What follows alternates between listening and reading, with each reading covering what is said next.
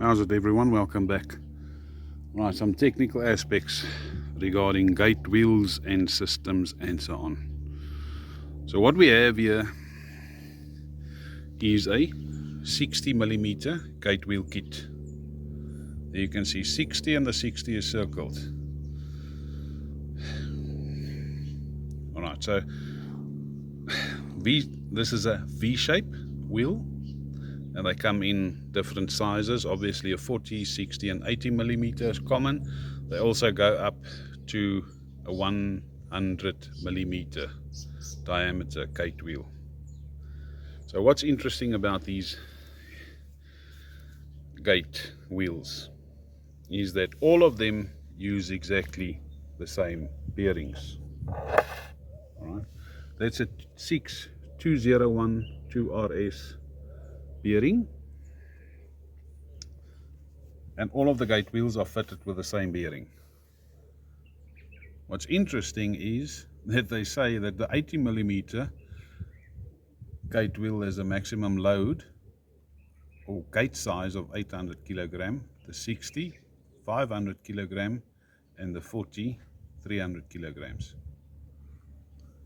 So if you go search bearings and more specific into their load capacity and so on, a bearing's load factor does not increase when the bearing wheel diameter increases.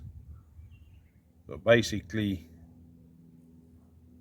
what they're telling you there is hogwash on the maximum weight of the gate, because these bearings can only handle so much. Their load factor is specific to their design and size. Okay, let's move on. All of the V-shape wheels has got this V-shape in it. If I hold it still like that, that's for a angle track, ground track, angle iron. Then obviously you get the round bar wheels, which this profile is then rounded out. We only get the 60 and 80mm. We should be getting the 100mm, but it's not very common. So when you take this type of wheel, then you install it on an angle iron track. You do not put it on a round bar. It's wrong. It's just going to give you more maintenance and issues on the gate and track system.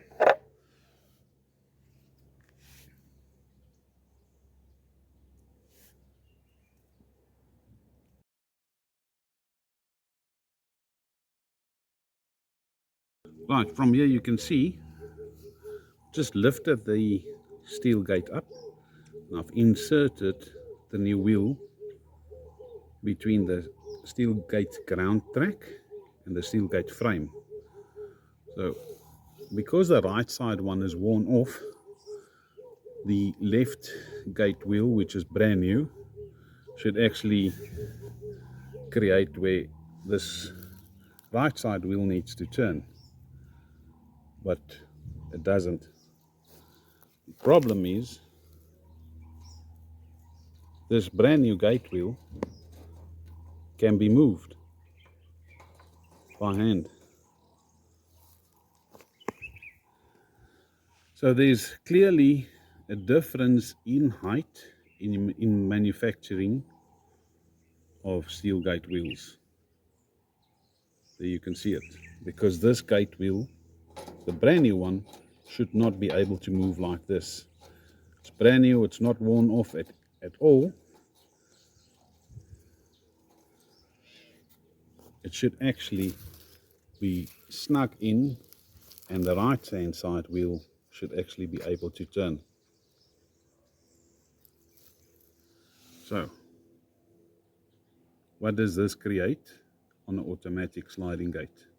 Steel sliding gate which has been automated. Let me take you there.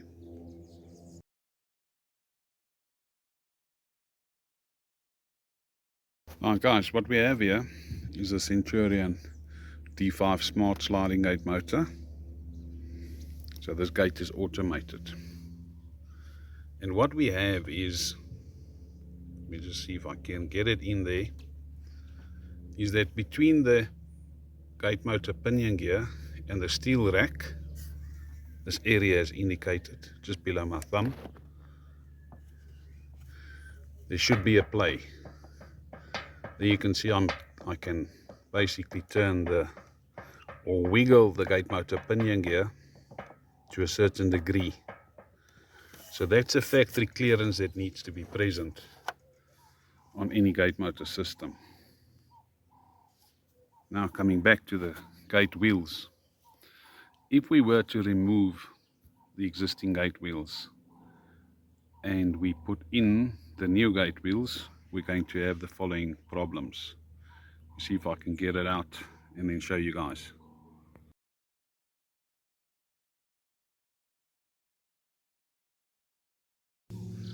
Alright, quickly remove the old gate wheel, and there's the new gate wheel just fit in between the steel ground track and the steel gate frame. So what does this create on the system? Because we've seen on the front side that the brand new wheel is actually lower than the existing steel gate wheel, which has some nice wear marks on it. Alright, let's quickly move in onto the inside and I'll show you.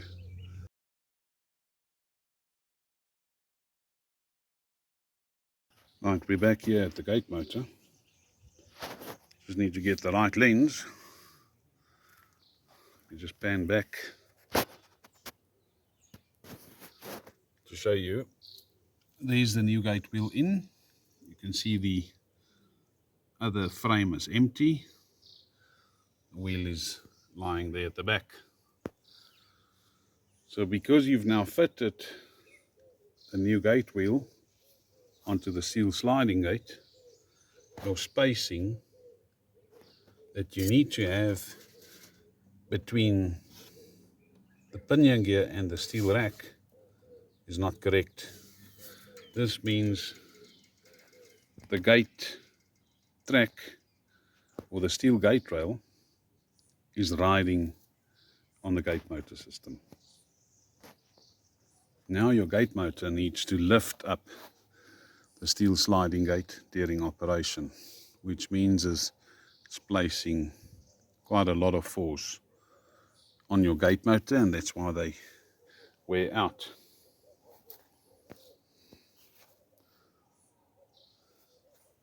So thus, the frames and the heights are not the same. Oh, lions.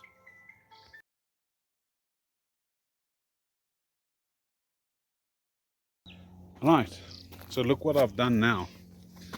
Here you can see the old steel gate wheel. There's the new one that we had, that we fitted in between the ground track and the steel gate frame. And what we've now done is we've fitted the new steel gate wheel onto the old frame. So let's see what implications that has for us.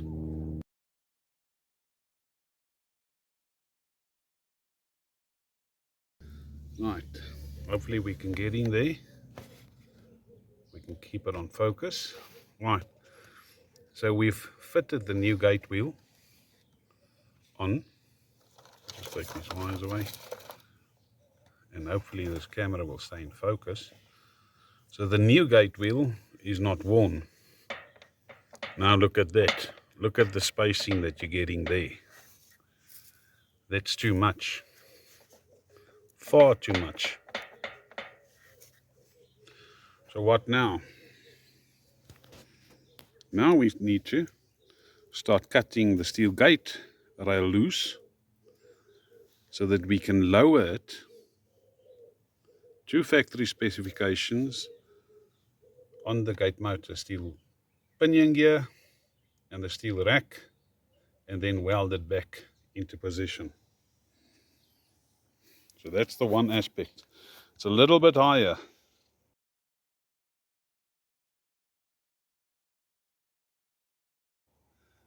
But now, here's another aspect. We have a steel anti-lift bracket that's welded onto the steel sliding gate, which does fit in underneath the roller system. And now we have a problem.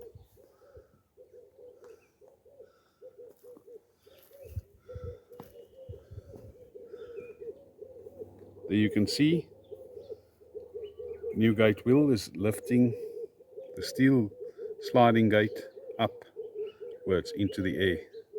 So that's your one problem there. Let's move back.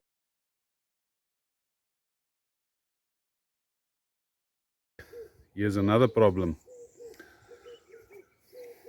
Obviously I didn't clean it. You can see where the old contact points are on the electric fence inline gate contact.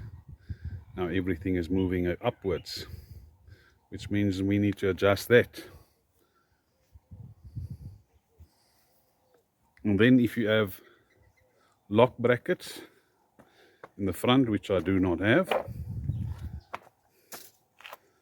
your locking brackets again might not line up with each other. So when you as a client ask us what is the best, do we fit new gate wheels or do we just repair the old ones?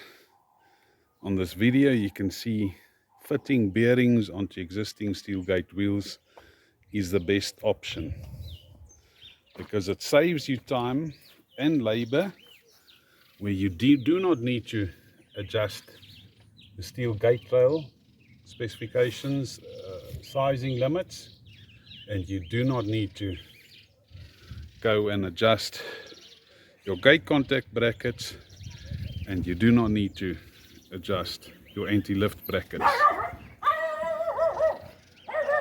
So new gate wheels comes with their own stack of problems, which is more costly. So I hope you guys learned something from this video, and thanks for watching.